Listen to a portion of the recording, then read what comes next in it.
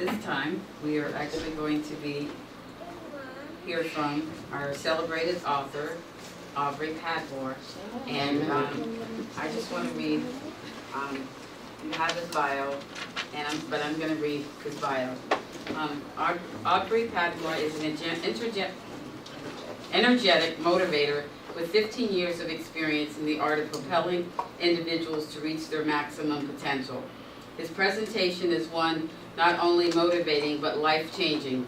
He uses factual scenarios in addition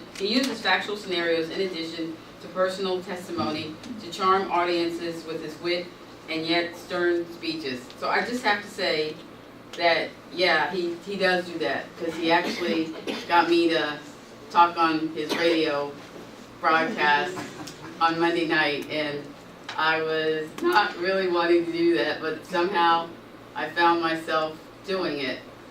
So he's just that kind of person. As a visionary coach and author, he was always ahead of his time. Born a mute and only daring to speak when he reached age 3, he was born to be different. No special treatment was sought to enable him to speak, but miraculously he spoke his first words without therapy at 3 years old. His positive outlook and interpretation of life will leave you empowered and beyond your wildest imagination.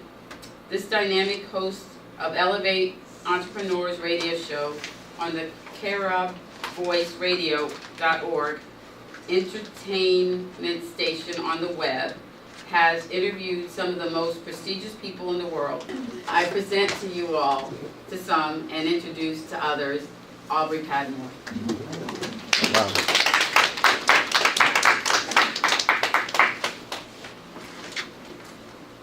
Good morning, everyone. Good morning.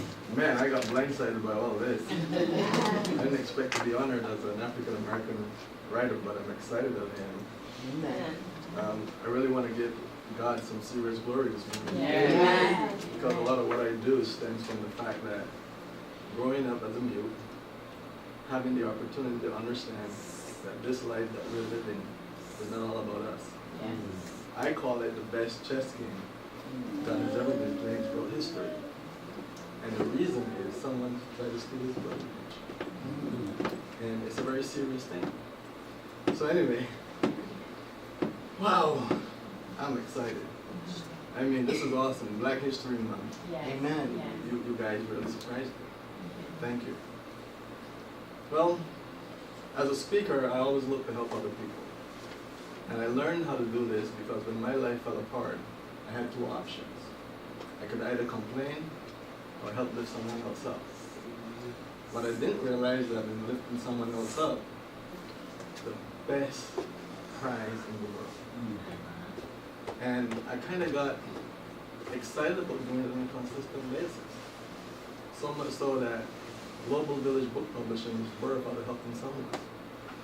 The internet is a beautiful place. People go there, they have the opportunity to tell the truth or to get the lie. And you wouldn't know the difference until you build a consistent relationship with them. Once this young lady told me she stowed on a plane to go see her mom, and I said, well, what happened? And as a result of that, I said, I'm going to publish a book, because she said she had a book of poems. She had no money for college. And I said, well, I'll publish the book and I'll send you the books and you sell them and help get you money for college. Today I got a note, actually just now on Facebook, that she graduated with her associates, heading for her master's in PR. I've never met this young lady. Never. That I was supposed to meet her. I had something else to do. I had to be in Atlanta. And it just goes to show how when you help someone else, you are uplifted tenfold. And I'm always excited about that. As a result of that, I stand here before you today, continuing to help other people. As an author and a speaker and a coach, I'm also an adjunct professor. And as an adjunct professor, I teach my students that every time you come in front of me, it's the first day of the rest of your life. You can make excuses, where you can get excited about fulfilling your destiny.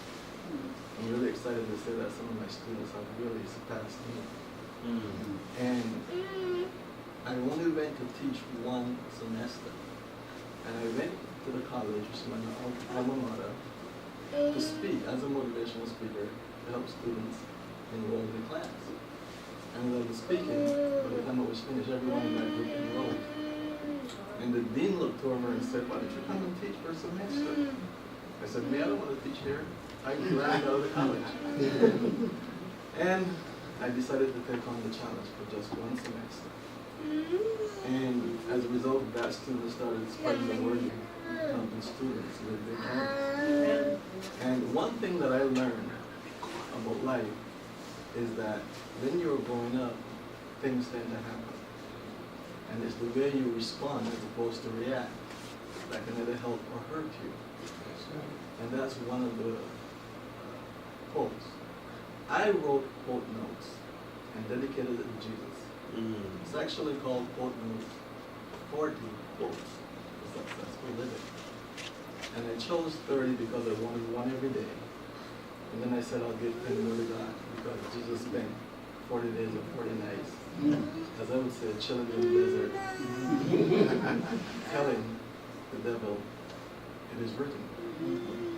And that was a quote that I noted. And then it became kind of like what you call the Excalibur of quotes. And I decided it was time for me to put what I show other people into practice. And it built momentum for me so much as I became a speaker. I became people who started asking me to come speak.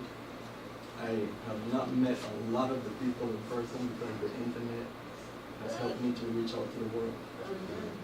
Care Voice Radio is an incubator for dreams. So I went on the internet and I found this man that had this Caribbean newspaper being distributed in the streets. And I said, "Well, I've never seen it. What happened?" He said, "Well, I don't distribute it anymore." So I said, "Well, I have a nice SUV that I can put the papers in, we can go deliver." And we went to every borough. And that's how things started happening. When 9/11 happened, the newspaper took a nosedive, and I went in the direction that I thought was most prudent, internet radio. I built it in my worst place. I couldn't even afford to do anything, but it was in my worst place, in a little room. My life had just fallen apart. It was years ago. And I said, "I'm going to do this." And I went up on the internet, and someone with a Jamaican voice said, "Hey, you're a preacher?" And I said, "Yeah, absolutely I am." And he said, "You know what? We have a system to help you go live. And if you help us with our business model, we will sponsor your stream." And I said, "Sounds like a plan to me." So I got started. And as people began to listen all the way into Africa, the one time that I knew I'd struck gold is when young people in Africa started reaching out and saying, "What is that music you're playing? What is this you're doing?" And they said, "Can you play that song again before they turn off the electricity?" And I said, "What do you mean before they turn off the electricity?" She said, "The Chinese are working on the dam, and in the next hour they're going to turn off the electricity." I said, "Wow." So I played the song real quick so they can hear the song. And it became something beautiful. Today, as I teach and as I migrate my passion for entrepreneurs and propelling other people, and that's what my life seems to be about, pushing other people. It is an exciting place to be. And it helps me to not have any excuses, especially when I want to just run away. Because it's one of the most challenging things in the world to help someone else. That's right. Because they have all kinds of baggage, all kinds of situations happening. But I realize that when you help other people, they too are able to understand, I have no excuse. And today, I realize more importantly, that Black history was birthed as a result of God having no excuse but to keep the promise. And I'm excited about that. And when we look at world history, and when we have the understanding that we, as what they call now African Americans, are the original people, we understand why Martin Luther King fought so hard to keep God's blood lineage intact. God didn't need anything until He created us. And the one reason is because He wanted to see true love return to Him. He wanted to experience what creation offers. Now, why do I say I'm not going to go into your message? That we are the shapeshifters. The universe has delivered for a lifetime. You have never woken up in the morning and said, "Where's Monday?" Did anybody see Tuesday? How about Thursday? Atoms, molecules, particles, do what they do. Invisible but substantial. We, as the final factor in God's dispensation, keep the promise, must maintain our true value and adapt, change, grow, and migrate, and restore God's word. Thank you.